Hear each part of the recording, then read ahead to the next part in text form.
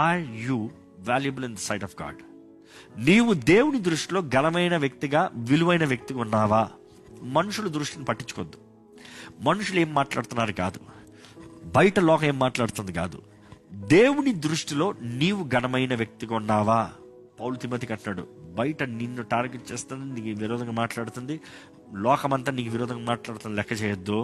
నీ హృదయాన్ని జాగ్రత్తగా కాపాడుకో, సత్యానికి నిలబడు, సత్యమే మాట్లాడు. అదే సమయంలో నీ హృదయాన్ని జాగ్రత్త పరుచుకో, నీ హృదయాన్ని భద్రపరుచుకో, నీ హృదయాన్ని దేవునికి అంగీకారంగా ఉంచుకో అని చెప్తూ ఈరోజు మనకు కూడా కావాల్సిన మాట దేవుడు అదే మాట్లాడుతున్నాడు. Is your life honourable? దేవునికి తగిన పాత్రగా నువ్వు ఉన్నావా? దేవుడు నిన్ను ఒక ఘనతగా పెట్టుకోగలుగుతున్నాడా? Is God interested keeping as an honourable person?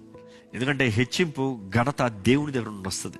నన్ను గణపరచు వారిని నేను గణపరుస్తానన్నాడు దేవుడు. నువ్వు దేవుని వాక్యాన్ని గౌరవించి, దేవుని వాక్యం పక్షాన నువ్వు నిలబడి దేవుని వాక్యాన్ని గణపరుస్తే దేవుడు అంటాడు, ఐ విల్ ఆనర్ యు. మనుషులు కాదు, లోకం కాదు, మనుషుడి అభిప్రాయాలు కాదు.